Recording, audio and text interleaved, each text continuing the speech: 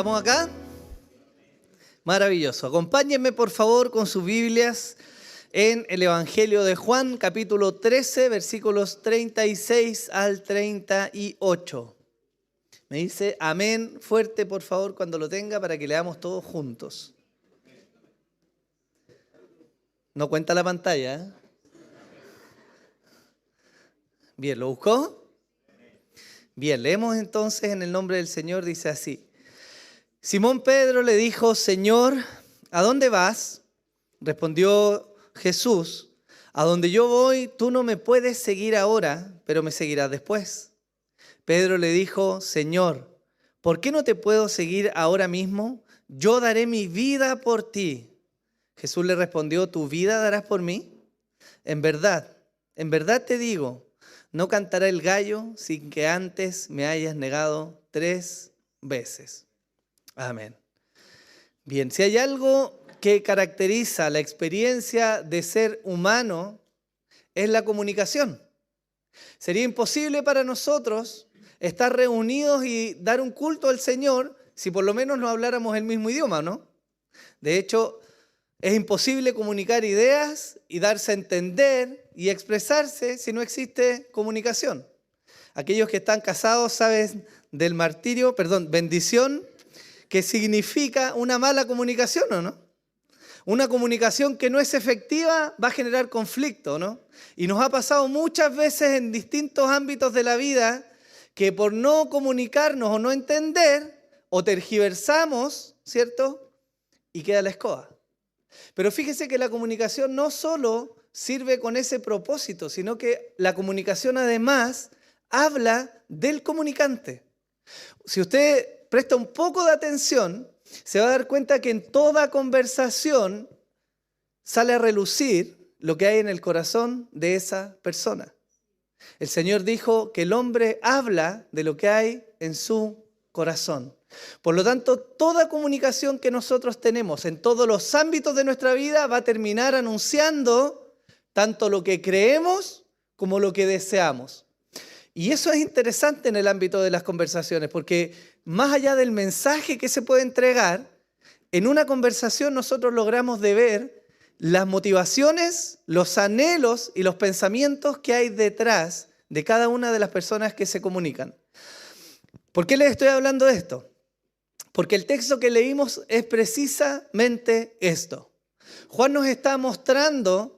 Recuerden ustedes, estamos en este contexto, los últimos momentos de Jesús antes de ir a la cruz, ¿cierto? Son varios capítulos, pero que están abarcando esa última noche que Jesús compartió con sus discípulos, ¿no?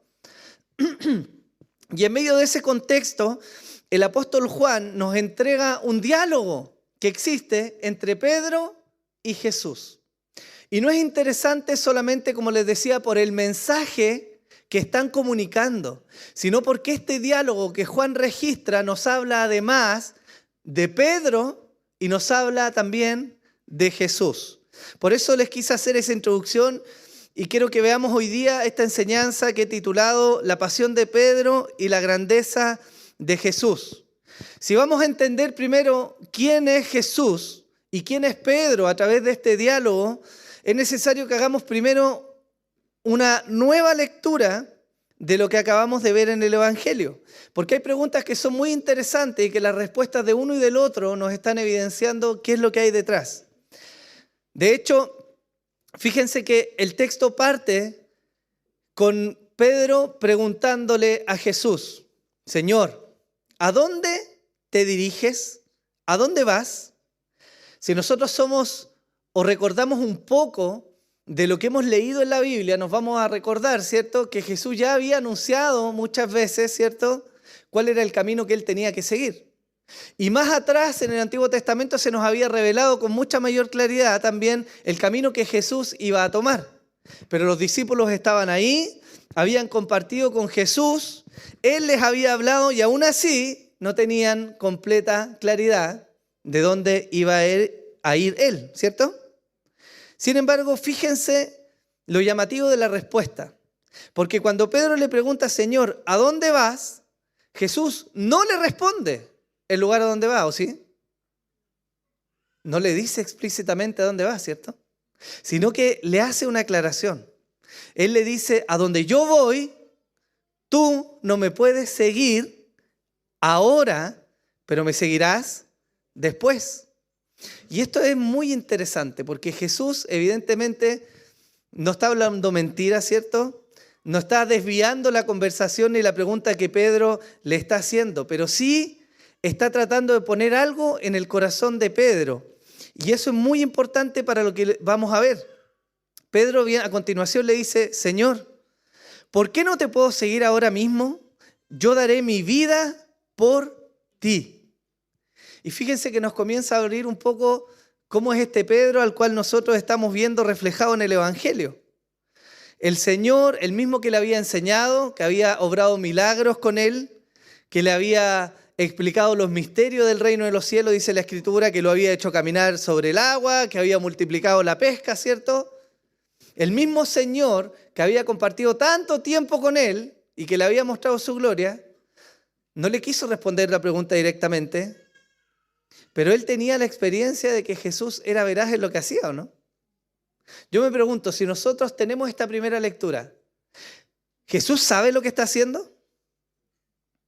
¿Qué creen ustedes? Jesús sabe lo que está haciendo, ¿no? Sin embargo, Pedro viene y cuestiona al Señor. ¿Por qué lo cuestiona? Porque él insiste en decirle y en preguntar a dónde iba a ir. Él cambia la pregunta y le dice, ¿por qué no te puedo seguir? Y a continuación añade, Señor, si no estás seguro de lo que yo puedo hacer, mi vida voy a dar por ti. Y todos decimos, Pedro, Pedro, Pedro. ¿Sabemos lo que viene después o no? Pedro, nosotros vemos la historia desde este plano, desde este punto cronológico, y miramos hacia atrás y sabemos todo lo que aconteció, ¿no? Pedro no sabía lo que iba a venir para él, pero nosotros sabemos lo que estaba ocurriendo. Y vemos a este apóstol apasionado, impetuoso, pasional, que todavía no tiene claridad de lo que está ocurriendo. Y Jesús entonces le responde ante la petición de Pedro, le dice, ¿tu vida darás por mí? En verdad te digo, no cantará el gallo sin que antes me hayas negado 3 veces. La respuesta de Jesús a la petición de Pedro es demoledora. Jesús le está diciendo, Pedro, tú que dices que vas a dar tu vida por mí, ¿me vas a negar? Yo no sé, Juan no nos relata cuál fue la expresión en la cara de Pedro. No nos dice cuál fue su reacción inmediata. Pero yo me imagino que ante esas palabras o quedó muy descolocado o debe haber dicho, no estoy entendiendo qué está pasando en medio nuestro, ¿cierto? Pero eso es precisamente, hermanos, lo que nos está mostrando quiénes son las personas que están interactuando en esta conversación. Porque sabemos de Pedro como característica principal quizás que era un hombre pasional, ¿o no? Sabemos que era un hombre impulsivo, que se dejaba dominar muchas veces por lo que sentía en su corazón antes que por la racionalidad de los hechos que estaba viviendo. Y esto nos muestra mucho, hermanos, de quién es él. Y como primera característica me gustaría que viéramos algo positivo. Porque si hay algo digno de destacar de Pedro, es su devoción por Jesús. Él le dice, Señor, mi vida voy a dar por ti. Él insiste ante la negativa inicial de Jesús. Y es cierto que podríamos destacar la porfía de Pedro, la falta de entendimiento de Pedro, ¿cierto? Lo tosco, lo rudo que era, pero hay algo, hermanos, que tenemos que ver. Y es que Pedro realmente amaba a Jesús. Hermanos, él quería seguir a Jesús. Y eso es algo digno de destacar. Sabemos lo que pasó después, pero es muy claro en este texto que él quería estar y acompañar a Jesús. Pedro fue el mismo que en algún momento le hizo la pregunta, Señor, hemos dejado casa, nuestra tierra, nuestras posesiones, ¿qué nos vas a dar? Pedro era un vívido ejemplo de lo que era ser un seguidor de Jesús. Es cierto que se equivocaba, es cierto que era impulsivo y es cierto que Dios tenía mucho que trabajar en él. Pero no es menos cierto que Pedro amaba verdaderamente a Jesús. Él tenía una devoción sincera. Él sabía que lo mejor era estar con Jesús. Y ante la inminente partida de Jesús que él había declarado, él quería permanecer con su Señor. Hermanos, ¿hay algo de malo en eso? Evidentemente no, ¿cierto? El mismo apóstol Juan nos escribe en 1 Juan 4:19, nosotros amamos porque Él nos amó primero. Y este Pedro que está acá evidentemente había recibido este amor de Jesús y se sabía amado por Jesús. Entonces la intensidad y la pasión con la que quería seguir a Jesús se refleja en sus palabras, en la insistencia, en el querer permanecer, en el querer estar, en el querer no soltarse de la mano de Jesús. Y este relato nos muestra a este Pedro que les decía yo, pasional, precipitado, impetuoso, irrespetuoso en algunos momentos de su ministerio, corto de vista para lograr ver lo que Dios está armando, pero que ama honestamente a Jesús. Guardando las proporciones, evidentemente, me recuerda un relato que está en el Antiguo Testamento, donde Moisés es figura en este relato. Quizá usted lo ha escuchado. Él estaba guiando al pueblo en el desierto. El pueblo era un pueblo rebelde, duro de entendimiento, porfiado, nada que ver como somos nosotros, ¿cierto? Y Dios se enoja con este pueblo. Y Moisés se pone a la brecha a interceder por este mismo pueblo. Y en un diálogo que él tiene con el Señor en Éxodo 33:15, dice así, entonces le dijo Moisés, si tu presencia no va con nosotros, no nos hagas partir de acá. Y es cierto que en este punto a Pedro le falta mucho conocimiento y carácter, hermanos. Pero nos deja claro lo que significa querer seguir a Jesús. Moisés estuvo en el desierto con un pueblo difícil, con algo de incertidumbre en cómo iba a ser el camino. Él sabía que había una tierra prometida. Dios se las había mostrado apenas habían salido de Egipto, ¿cierto? Y el bagaje en el desierto fue una forma de Dios de limpiar a su pueblo de la incredulidad de los que habían salido. Pero Moisés no seguía solamente esta tierra, él no deseaba solamente llegar a este lugar.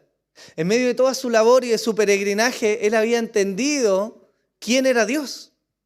Y él no deseaba despegarse de Dios, hermano. Por eso Moisés viene y le dice al Señor, oye, si tu presencia no va con nosotros, entonces no nos hagas partir de aquí. Porque él entendía la dicha y la bendición y lo que significaba peregrinar con Dios en vez de ir solo en su camino. ¿Me siguen hasta acá? En esa misma línea, Pedro, hermanos, había experimentado a Jesús. Había compartido con él la mesa, había visto su ternura, su cariño, su amor. Había recibido evidentemente sus coscorrones, ¿cierto? Santos, por su carácter. Pero él sabía que lo mejor era estar con Jesús. Por eso la insistencia de él. Y esto me lleva evidentemente, hermanos, a que nosotros seamos capaces de cuestionarnos. Hermanos, ¿nosotros somos hoy día así de insistentes en buscar al Señor? Esa es la primera pregunta que el texto me hacía a mí. ¿Cuántos de nosotros, o cuántos más nosotros, debiéramos mirar a Pedro y buscar con pasión a Jesús? Hermanos, hoy día tenemos más conocimiento, tenemos más testimonios, tenemos más revelación de la Escritura. Y de alguna manera pareciera ser que a pesar de que no fuimos de ese círculo cercano, tenemos una mayor comprensión de la historia de la redención hoy día, ¿o no? Eso es lo que la Escritura atestigua de nosotros. Sin embargo, no siempre compartimos la pasión por buscar a Jesús. Hermanos, se nos cruza delante nuestro los quehaceres, la familia, la crianza, el trabajo, nuestros anhelos, nuestros proyectos y lo que quiera usted ponerle por delante. Pero parece ser que con mucha facilidad dejamos de seguir a este Jesús en la intimidad. Y hoy día el ámbito es diferente. Porque fíjense ustedes que para nosotros ya no vamos al templo a hacer los sacrificios. Ya no tenemos a un Jesús que dijo, vengan y síganme de manera física. Porque usted y yo trabajamos en la semana y hacemos nuestros quehaceres, ¿o no? Pero tenemos la mayor bendición de que el velo fue roto, ¿cierto? Y de que cada uno hoy día tiene libre acceso al trono del Señor, ¿o no? Eso nos dice el autor de Hebreos. Así que acérquense libremente al trono de la gracia. Cada uno de nosotros es parte de la obra de Jesús.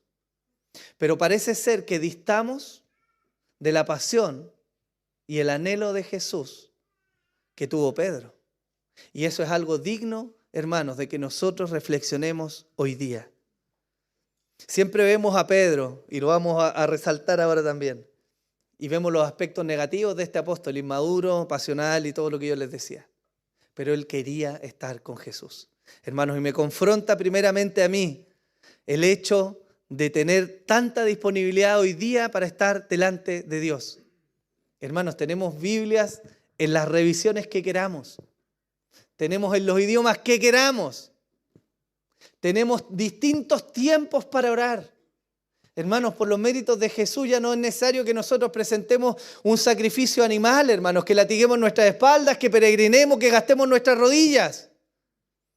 Basta con que doblemos nuestras rodillas, y ni siquiera que doblemos nuestras rodillas, con que humillemos nuestro corazón y Dios nos va a escuchar. Y aún así, yo veo a Pedro acá arriba, en su anhelo por Jesús. Y a mí me confronta, no sé si a usted lo confronta eso. Pero la conversación no solo nos muestra el anhelo honesto y sincero de Pedro de querer estar con Jesús, también nos muestra aspectos negativos de su carácter, como por ejemplo su impaciencia. Él le dice: Señor, ¿por qué no te puedo seguir ahora mismo? Mi vida voy a dar por ti. Y fíjense que la respuesta de Jesús, anterior a esa pregunta de Pedro, no le respondió el lugar, pero sí le dijo algo. Él le dijo: no me puedes seguir a donde yo voy, pero ¿me vas a seguir después o no? Es como cuando su hijo le dice a usted: papá, ¿quiere un dulce? Ok, te lo voy a comprar después. Y a los 2 milisegundos le vuelve a decir: papá, ¿y el dulce? Te dije después. Ah, ya. Papá, ¿el dulce? Para que no se te olvide. E insisten, ¿no?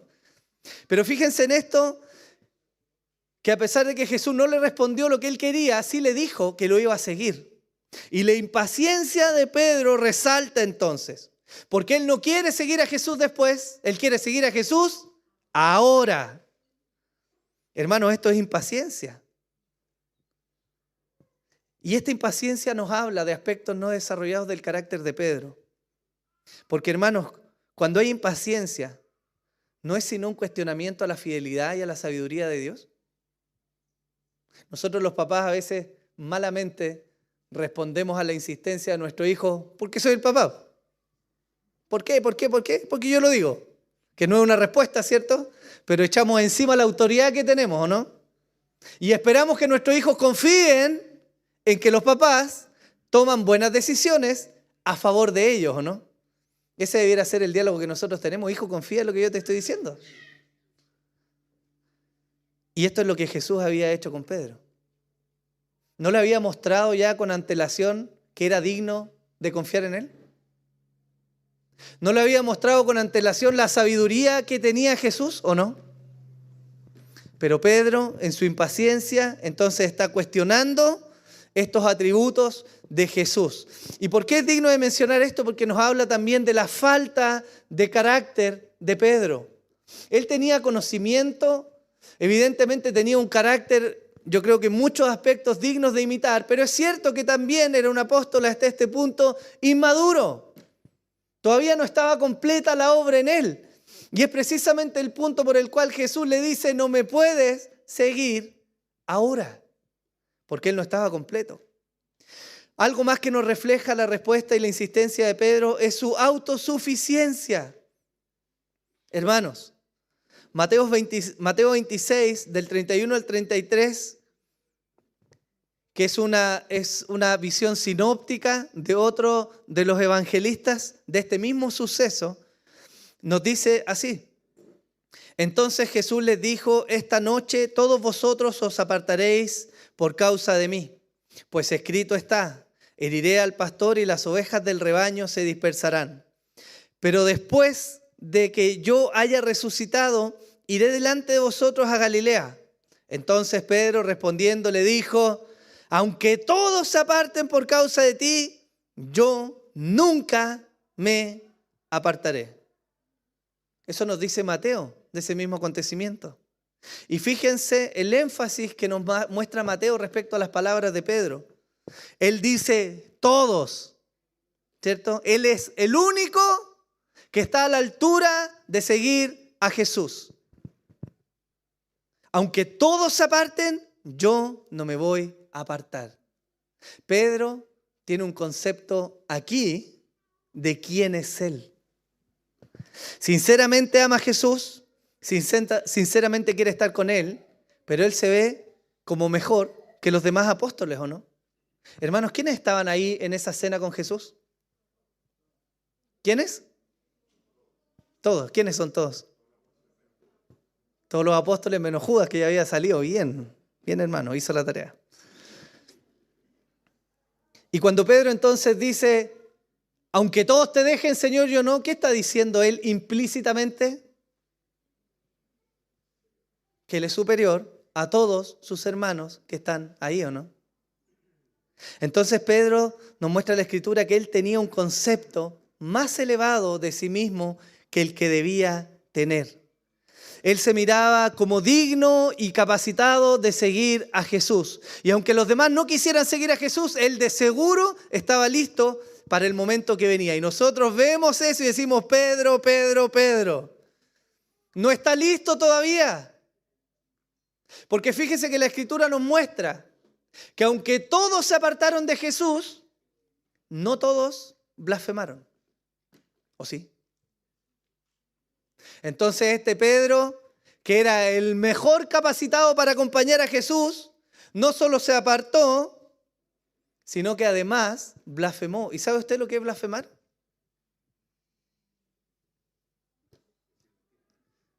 Va más allá que decir mentiras. Es hablar mal. Cuando Pedro blasfemó, sus palabras literales debieron haber sido algo como: yo no conozco este tal por cual. Déjenme en paz. Yo no conozco a este tipo. Eso fue lo que él dijo. O sea, el calibre de lo que había en Pedro nos muestra que en realidad era un apóstol hasta ese punto muy inmaduro, ¿no?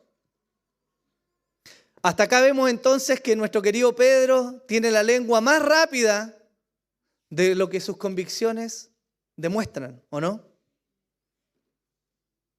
Hermanos, y aquí viene un punto para que nos miremos. Nosotros vemos la renuncia de Pedro y nos escandalizamos, ¿cierto? Porque leemos toda la historia y sabemos lo que pasó y tenemos claro lo que va a venir. No estamos viendo nada nuevo, ¿no? Pero hermanos, nosotros no renunciamos igual o peor que Pedro muchas veces, ¿o no? Hermanos, si el Señor proyectara nuestra vida en la pantalla, de hecho ahora va a empezar a proyectar. Si el Señor proyectara nuestra vida ahí delante de todos, ¿no nos avergonzaríamos? Porque Él conoce todo lo que pensamos y hacemos. Y las motivaciones profundas de nuestro corazón. Eso que no le decimos a los demás, eso que guardamos para nosotros, el Señor lo conoce. Y en ese actuar y en esas motivaciones está implícito, hermanos, la renuncia nuestra al Señor. Yo les pregunto, ¿cuántas veces no hemos jurado amor y lealtad eterna a Jesús? ¿Lo cantamos o no? Y después, al segundo, nuestro testimonio está mostrando que Jesús no es ese gran amor, ese gran deseo, ese gran Señor al que nosotros le cantamos. ¿O no? ¿Cuántos de nosotros hemos dicho, Señor, te voy a seguir a donde quiera que tú vayas? ¿Enamorados o no? Apasionados, ¿cierto? Sintiendo el amor por Jesús. Señor, mi vida voy a dar por ti donde tú vayas, Señor. Hermanos, reunión de oración. No estoy ocupado. Hermanos, tenemos esta actividad. Es que justo tengo un proyecto personal y no puedo ir.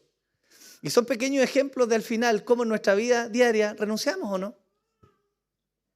Nuestros quehaceres, hermanos, nuestra crianza, nuestro matrimonio y todo lo que tengamos por delante muchas veces es una excusa para llegar a los pies de Jesús, ¿o no? Entonces no somos tan diferentes a Pedro. Porque aunque no profesemos con nuestros labios y no digamos delante de alguien, no conozco a este tal por cual, parece ser que muchas veces nuestro testimonio grita que no amamos a Jesús como nosotros profesamos hacerlo, ¿no? En la mesa de nuestro hogar, en las vacaciones que planificamos, en el lecho matrimonial, en nuestra vida financiera. De una u otra manera, muchas veces somos iguales a Pedro y negamos al Señor. Que el Señor nos ayude. Pablo escribió en 1 Corintios capítulo 10 del versículo 11, estas cosas les sucedieron como ejemplo. Le estaba escribiendo a la iglesia en Corinto. Y fueron escritas para enseñanza para nosotros, para quienes ha llegado el fin de los siglos. Por tanto, ¿qué dice ahí? El que cree estar firme. ¿Falló la pantalla? No. El que crea estar firme, tenga, no sea qué. Entonces no estamos hablando aquí de un aspecto que es llegar a esta perfección, hermanos, porque la realidad es que ninguno de nosotros va a alcanzar este estándar celestial de nunca negar al Señor. Es imposible. Vamos a renunciar por la falta de nuestro carácter, al igual que Pedro lo hizo. A Pedro no le faltaba, hermanos, un curso más de teología. Él no necesitaba un diploma de algún seminario en particular. A Pedro le faltaba el gran trabajo de Dios en la vida del hombre, carácter. Si hay algo en que Dios está empecinado en trabajar, queridos míos, sobre todas las cosas, es en nuestro carácter. Carácter es lo que hace al hombre honrar y respetar y amar a su esposa de manera sacrificial. Carácter es lo que hace a la mujer de Dios sujetarse a su esposo y amarlo. Carácter es lo que hace a los padres guiar a sus hijos todos los días de su vida. Carácter es lo que nos hace no testificar en falso del Señor, no garabatear a nadie. Carácter es lo que nos hace gastarnos por amor al Señor, a pesar, hermanos míos, del cansancio, desgaste y sufrimiento que eso nos pueda significar. Eso es carácter. Y el Señor está empecinado, queridos míos, en formar a Cristo en nosotros. Eso atestigua la Escritura. Si hay algo que Dios desea en nosotros es que seamos un más fiel reflejo de quién es Jesús. Y más allá del conocimiento, es el carácter que demuestra la vida de Dios en nosotros. ¿Amén? ¿Está muy denso? Ya va a bajar, téngame paciencia. Entonces, hermanos, lo que vemos hasta acá es que parte de esta conversación y de la respuesta de Jesús a Pedro es un anticipo de lo que iba a terminar forjando el carácter de Pedro. Porque fíjense que hay algo que Dios providencialmente permite en nuestras vidas y que nos enseña, no acá, sino acá, y son las experiencias difíciles que vivimos, ¿o no? Y Pedro estaba a punto de enfrentar una de las más amargas de toda su vida, que era la negación al Señor. La Escritura nos dice que Pedro entonces termina negando al Señor y después de eso, él llora amargamente. Vuelve a sus quehaceres. Y cuando Jesús lo viene a buscar, hay un cambio radical en Pedro. Tan radical, como les decía la semana pasada, que Pedro llega al mismo lugar donde Jesús le había dicho, después me vas a acompañar. ¿Cuál era ese lugar? Uno de esos por lo menos, la cruz. Amén. Romanos 12:3 dice, porque en virtud de la gracia que me ha sido dada, digo a cada uno de vosotros que no piense más alto de sí de lo que deba pensar, sino que piense con buen juicio según la medida de la fe que Dios ha distribuido a cada uno. En buen chileno, no se crean la chupa del mate, la última chupa del mate. Eso no está diciendo el Señor.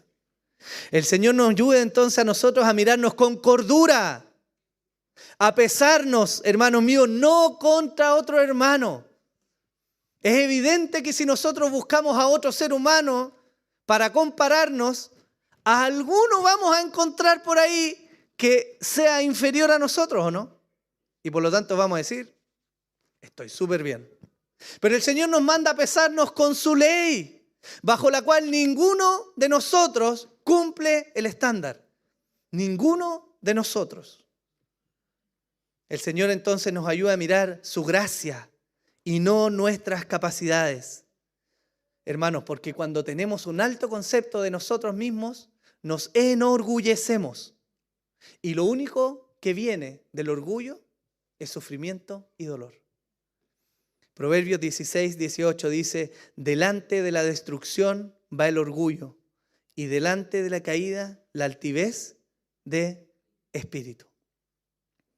El apóstol Pablo le escribe a la iglesia en Corinto, una iglesia que según él mismo testifica tenía muchos dones y talentos y era una iglesia, si quisiéramos decirlo en tiempos modernos, me atrevería a decirlo, una iglesia vibrante, con buena música, buen ambiente. Tú llegas y te van a atender, los hermanos son todos geniales, todo aparece bien, ¿cierto? Y Pablo le escribe, pues considerad, hermanos, vuestro llamamiento. No hubo muchos sabios conforme a la carne, ni muchos poderosos, ni muchos nobles, sino que Dios ha escogido lo necio del mundo para avergonzar a los sabios. Y Dios ha escogido lo débil del mundo para avergonzar a lo que es fuerte. Y lo vil y despreciado del mundo ha escogido Dios, lo que no es, para anular lo que es, para que nadie se jacte delante de Dios. Hermano, ¿lo vio ahí? ¿Por qué Dios elige a este montón de pecadores débiles? Porque Él no quiere que nadie se jacte delante de Dios. Mas por obra suya estáis vosotros en Cristo Jesús, el cual se hizo para nosotros sabiduría de Dios y justificación y santificación y redención, para que tal como está escrito, el que se gloría, que se gloríe en el Señor. Hermanos, el inicio, de la caída para nosotros es tener un concepto de nosotros mismos más alto que el que debemos tener. Si alguno de nosotros tiene algo, dele gracias a Dios, hermano. Si has logrado construir tu casa, tu imperio, tu negocio, lo que tú quieras construir, hermano, es la gracia de Dios. Es la gracia de Dios sobre tu vida. Por lo tanto, no somos nosotros los que debemos llevarnos la gloria y levantarnos y decir, mírenme a mí, soy el gran ejemplo, yo lo he hecho bien, yo soy inteligente, yo tengo capacidades. Pablo le dice, no se jacten, porque en términos de salvación no somos nada sin la obra de Dios en nuestras vidas. Eso nos enseña de Pedro. Pero el texto también nos habla entonces de quién es Jesús. Es imposible ver este texto y no hablar de Jesús, porque Él mismo testificó y dijo, examináis las Escrituras porque vosotros pensáis que en ellas tenéis vida eterna. Y ellas son las que dan testimonio de mí. Entonces es imposible que veamos este texto y nos centremos en la persona de Pedro, porque en realidad, a pesar de que nos muestra a Pedro, no nos está hablando de Pedro solamente. Nos está hablando de Jesús. ¿Y qué podemos ver de Jesús en este texto? Primero, que Jesús es el verdadero profeta. Verdaderamente sus palabras se cumplen y Él ha traído a revelar la voluntad de Dios para los hombres. La respuesta de Jesús a Pedro lo evidencia. Él le dice, a donde yo voy, tú no me puedes seguir ahora, pero me seguirás después. Primero, sabemos que Jesús va ¿a dónde? ¿A dónde? A la cruz.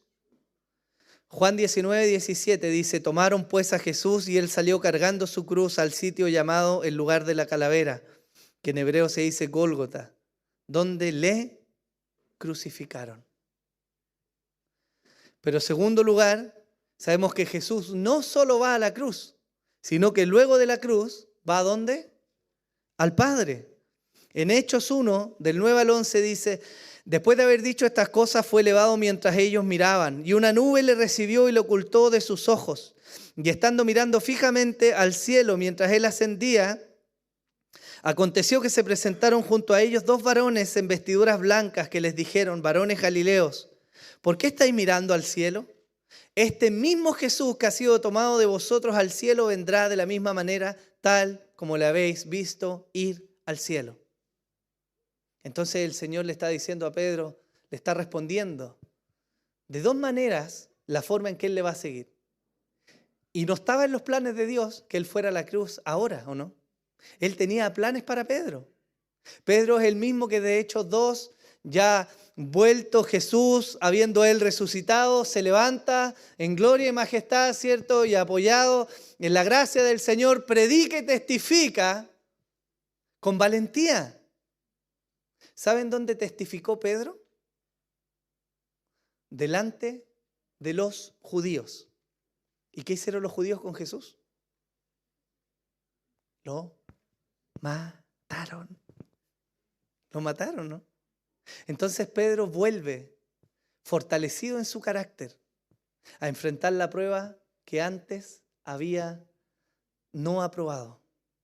Porque cuando los judíos apresaron a Jesús, todos huyeron como cobardes.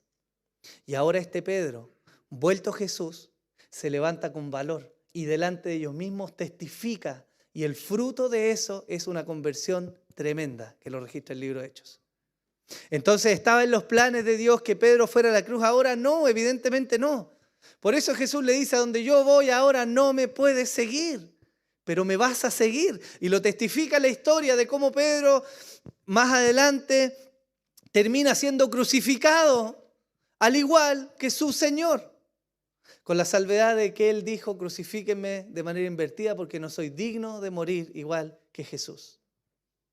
Entonces, ¿fueron verdaderas las palabras de Jesús? Evidentemente sí. Pero no solo fueron ciertas respecto a la forma en que Pedro murió, sino al destino al cual fue Pedro. Porque dice la Escritura que efectivamente todos los seres humanos van a morir y después de la muerte, a la eternidad. ¿Al infierno o al cielo? No hay lugar intermedio. Y Jesús ascendió a la diestra del Padre. Y Pedro, en su muerte, siguió a Jesús a estar con él en gloria. ¿Lo vemos o no? Entonces Jesús verdaderamente testificó. Y ciertamente le dijo a Pedro la verdad, a pesar de que no era la que él quería escuchar. Pero se cumplió tal cual él lo había dicho. Entonces Jesús es verdaderamente este profeta. No solo el que anuncia cosas que van a venir, sino el que está trayendo la voluntad de Dios revelada para que ellos la pudieran entender. Los discípulos todavía hasta este punto que estamos leyendo no entendían todo. Pero después de que ocurrieron las cosas, ellos comprendieron.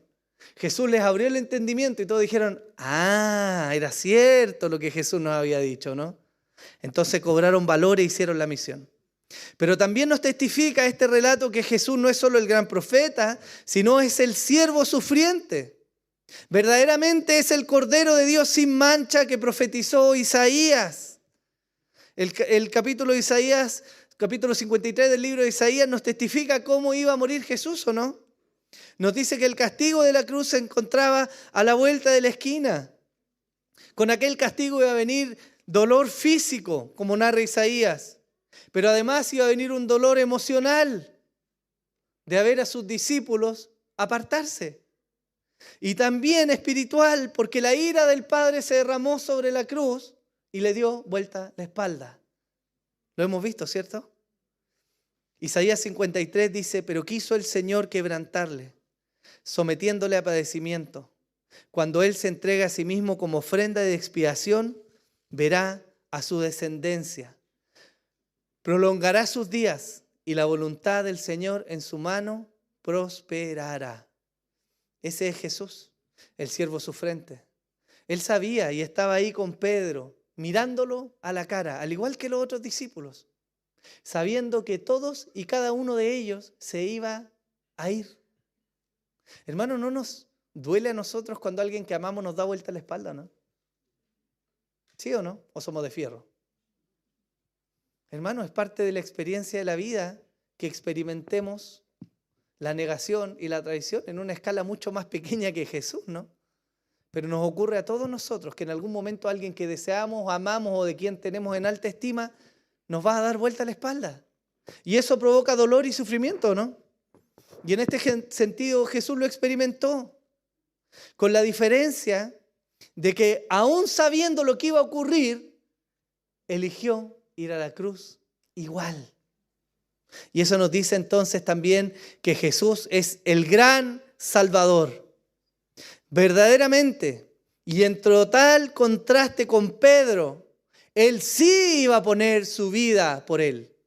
Pedro viene e impetuosamente le dice: Señor, yo te voy a seguir y mi vida voy a dar por ti. Y Jesús dentro de sí, sabiendo que no iba a dar su vida ahora, sino que al contrario, en unas horas más, iba a arrancar. Pero él sí estuvo dispuesto a dar su vida por Pedro. ¿Lo vemos o no? Señor, yo voy a dar mi vida por ti, Pedro. No tienes claridad de lo que estás diciendo. Yo voy a dar mi vida por ti. Eso es lo que Jesús estaba diciendo. Él le dijo: Señor, mi vida voy a dar por ti. Mateo nos dice: aunque todos se aparten, yo no me voy a apartar. Pero mientras él rehuyó la cruz, Jesús fue y enfrentó la cruz por amor a sus escogidos, entre los cuales, amados míos, estamos nosotros. Juan 19:30 dice: entonces Jesús, cuando hubo tomado el vinagre, dijo: consumado es, e inclinando la cabeza, entregó el Espíritu. Ahí está su muerte, la consumación. Por esos 11 que estaban ahí, por Pablo y por todos los que creían en él y por los que creemos en él hoy día. Juan 14, 15, 18 dice: si me amáis, guardaréis mis mandamientos y yo rogaré al Padre y Él os dará otro Consolador para que esté con vosotros para siempre. Es decir, el Espíritu de verdad, a quien el mundo no puede recibir porque ni le ve ni le conoce, pero vosotros sí le conocéis porque mora con vosotros y estará en vosotros. No os dejaré huérfanos, vendré a vosotros. Y en Mateo 28, 20, una promesa hermosa que dice: enseñándoles a guardar todo lo que os he mandado, y he aquí, yo estoy con vosotros todos los días hasta el fin del mundo. Los hechos de Jesús testificaron en la cara de Pedro. ¿Él quería morir por Jesús? No lo hizo, pero Jesús lo hizo. ¿Él quería permanecer con Jesús y acompañarle? No lo hizo, pero Jesús sí lo hizo y lo siguió haciendo. Y lo maravilloso de esto, hermanos míos, es que entonces vemos el carácter de Jesús reflejado en este diálogo. Porque la vida diaria, usted y yo vamos a negar a Jesús. Y vamos a renunciar. Y vamos a elegir nuestros proyectos, nuestra familia, nuestros deseos, nuestros anhelos y nuestros placeres antes que a Jesús. Hermanos. Y no es nada nuevo lo que les estoy diciendo. Es la realidad de la vida diaria. Lo vemos en nuestra devoción, en nuestro afecto, en nuestro amor, en nuestras finanzas, en nuestro tiempo. ¿Qué es venir al culto, hermanos míos? ¿Venimos a darle las migajas a Jesús? Me sobraron unas migajas de energía, el domingo te las voy a dar. Hermanos, de verdad. Pero gracias a Dios, porque a pesar de cómo somos, Él sigue siendo fiel. Esa es la gracia del Evangelio, hermanos. No estamos aquí hoy día ganando el favor de Dios. No venimos nosotros a depositar nuestro cuerpo y a decir: Señor, estoy abonando, espérame un poquitito más, estoy a punto de pagar la salvación. Es imposible. Estamos acá, o debiésemos estar acá como una muestra de gratitud, porque por la gracia y la fidelidad de Dios, hermanos, permanecemos. Y el amor de Dios entonces cubre nuestros pecados. Y nos ayuda a permanecer y a seguir y nos acompaña y es fiel, aunque nosotros no lo seamos. Esa es la maravillosa gracia del Evangelio. ¿Es digno el Señor de que le amemos o no? No somos tan distintos a Pedro. Le vamos a decir: Señor, yo te amo, aquí estoy, y vamos a fallar. Pero ¿saben qué es lo tremendo de esto? Que Pedro, a pesar de que falló, se arrepintió. Y cuando Jesús vino entonces y le dijo: Pedro, ¿me amas? ¿Qué le dijo él? Sí, Señor, te amo. Pedro, ¿pero de verdad me amas? Te amo, Señor. Pedro, de verdad, piénsalo, medítalo bien. Aclara tu mente, aclara tus ideas. ¿Me amas? Sí, Señor, te amo. Y entonces la Biblia nos evidencia cómo Dios ocupó a un hombre pasional, imperfecto y que renuncia, al igual que usted y que yo. Y Dios se glorificó en él y tuvo paciencia con él y le acompañó y lo ayudó y lo guardó hasta llegar al cielo con él. Ese es el evangelio maravilloso. Póngase en pie, mi hermano. No somos nosotros entonces, hermanos. No es nuestra propia piedad, no es nuestra mente brillante, no es la gran familia que hemos construido, no es tu celo doctrinal. Hermano, nada de esto nos mantiene en pie, sino la bondadosa y maravillosa gracia de Dios en nuestras vidas, aplicada solamente y exclusivamente porque Jesús murió en la cruz. Ahora hay algo que sí es importante, hermanos, y algo que sí debemos meditar como conclusión. La Escritura dice que al que más se le perdona, más ama. Por lo tanto, es imposible que en esta iglesia dejemos de predicar del pecado.